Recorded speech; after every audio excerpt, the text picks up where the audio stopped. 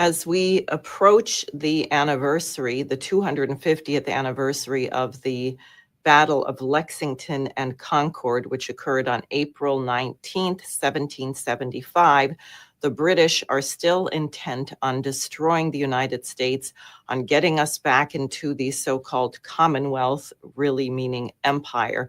Good morning. Today is April 17th. And the latest on this battle is that the British are trying to derail President Trump's efforts to end the Ukraine-Russia proxy war. The latest has to do with the attack in Sumy, where the Russians targeted a military awards ceremony. What they were told or was announced was a military awards ceremony. The Russians have said that they killed 60 military officers. The Ukrainians said they have killed only civilians. They tried to get a G7 statement condemning Russia, saying they're not ready for peace. But according to Bloomberg, quote, President Donald Trump's administration told allies that it couldn't sign the G7 statement denouncing the attack as it is working to preserve the space to negotiate peace. Canada, which holds the G7 presidency this year, told allies that without the U.S. endorsement, it would be impossible to go ahead with the statement. Now, you have to wonder why no one is denouncing Israel for blowing up hospitals and refugee camps, but that is another part of the briefing today. We had a discussion yesterday with Helga Zepp-LaRouche, who, by the way, will be on at 11 a.m. this morning with Ambassador Chas Freeman, and everybody should tune in for that. He was the translator for Nixon when Nixon first opened up China, and he also was a former ambassador to Saudi Arabia. He is really the senior diplomat of the United States. That's at 11 a.m. today. What Helga Zepp-LaRouche was raising yesterday is the talk by likely incoming German chancellor. It's not totally in stone yet.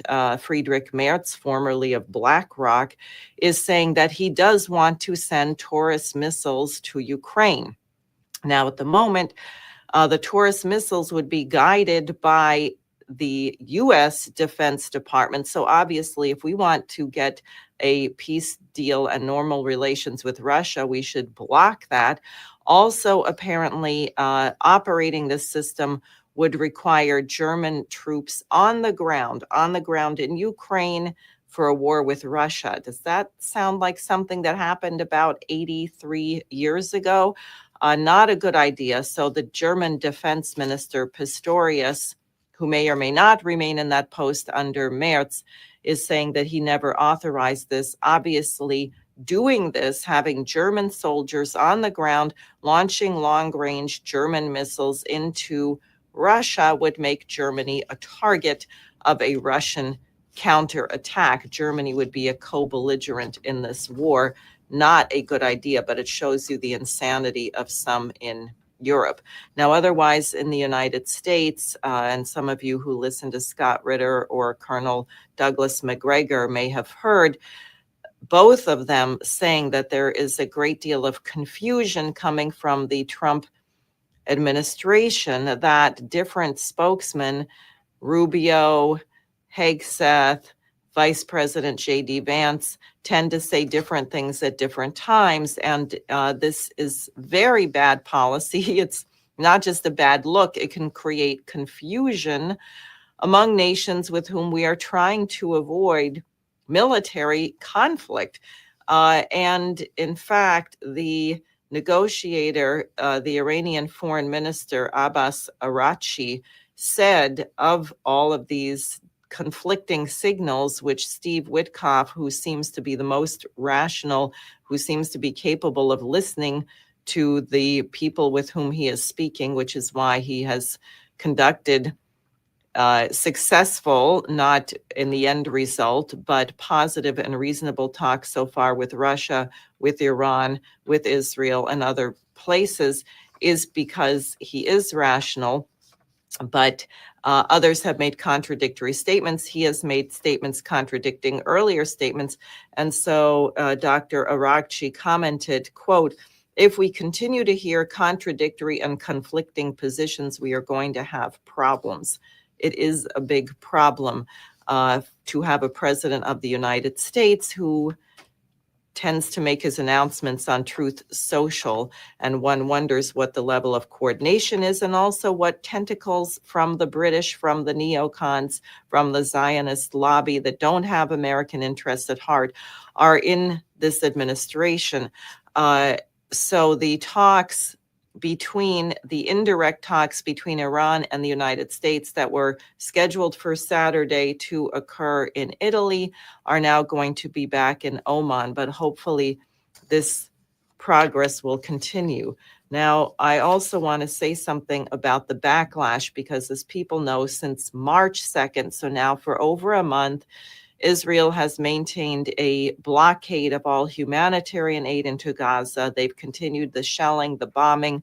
They are attacking hospitals in the West Bank, and there is an international outcry. And the opposition within Israel is also growing massively. In fact, 1,000 active duty and retired Israeli military released a public letter denouncing Bibi Netanyahu, saying that there must be a ceasefire and the hostages must be freed.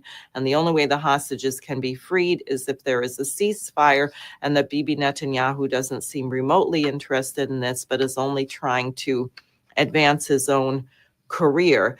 I think this is interesting because it reminds me of something Martin Luther King said about the nonviolent resistance of the civil rights movement, where he said, we can absorb their blows and their attacks longer. We have greater capacity to absorb their assault on our freedoms than they have to deliver it. And clearly, it is striking the conscience and the soul of people in Israel to see their government carrying out these crimes. Also in the United States, 27 not Israeli, but 27 Jewish American organizations have filed an amicus brief for the Tufts University doctoral student, Ms. Ozturk, who is earning her doctorate, I think, in child education, et cetera. And what the Jewish organizations write is that they say, we are, quote, compelled to file this brief because the arrest, detention, and potential deportation of Rumeisa Ozturk for her protected speech violate the most basic constitutional rights. The government instead appears to be exploiting Jewish Americans' legitimate concerns about anti-Semitism as a pretext for undermining core pillars of American democracy, the rule of law, and the fundamental rights of free speech and academic debate on which this nation was built. They go on to say that targeting people and taking away their rights does not help prevent anti-Semitism. If anything, it exacerbates it. The only thing that this student did was to write an op-ed decrying the genocide going on in Gaza. She did not make any pro-Hamas or anti-Semitic statements, but she was here legally earning her doctorate, and she is being threatened with deportation. And people may have seen the video of the 6 ICE officials wearing masks abducting her on a street corner. So that is also perhaps going to be reversed. Hopefully, people are going to stand up for this, and this carnage will come to an end. Now, finally, I wanted to say something about the tariff war, because while the tariffs, as Helga Zepp-LaRouche said, the tariffs are not going to be the cause of the crash, but they may trigger it. You've heard that there's now talk of a 245% tariff on China, certain goods coming from China. Apparently, it hasn't been implemented yet, but I found this to be of note and ridiculous. So the Wall Street Journal says, U.S. plans to use tariff negotiations to isolate China. That's going to be about as effective as isolating Russia. China has 1.4 billion people. We have 325 million people. China is building infrastructure right now in about 145 nations. And I just wanted to share something with you to put it in context. I don't think the people running this tariff war realize our vulnerability to compared to what China has become. So this is based on this video about the infrastructure in China, saying that it takes what it takes the US 20 years to build, China can build in 43 hours. That has to do with a train station they built virtually overnight. But listen to this. In 1988, China had virtually no motorways. By 2018, it had 84,000 miles of superhighways. Okay, that's 30 years. From 0 superhighways to 84,000 miles, more than any other nation in the world. Since 2011, that's 14 years ago, China has been building 6,000 miles of highways every year. China has 28,000 miles of high-speed rail lines. The fastest maglev train travels at 268 miles per hour. China has built a prototype maglev train that travels in a vacuum tube, which can go 600 miles per hour. That's faster than an airplane. China has 232 times the shipbuilding capacity of the United States. Who is more likely to suffer a trade war with China? As one Chinese person was quoted, he said, well, we have a civilization going back 5,000 years, the United States only 250 years. If they don't want to trade with us anymore, we will survive. I think people should be aware of this. And then look at this. This is one of the beautiful bridges. And to the point about the isolation, over half of the world's long span bridges are built by Chinese engineers. Okay, so the Chinese are building over half of the world's long span bridges. I don't know when the United States even last built a major long span bridge. We have one in Delaware. They did the storm surge protection around Lake Pontchartrain in Louisiana. So there's some interesting infrastructure that certainly has been built. We are not building 6,000 miles of new highway every year. We have not 1 mile of high-speed rail where China has 28,000 miles. So really, who's kidding whom?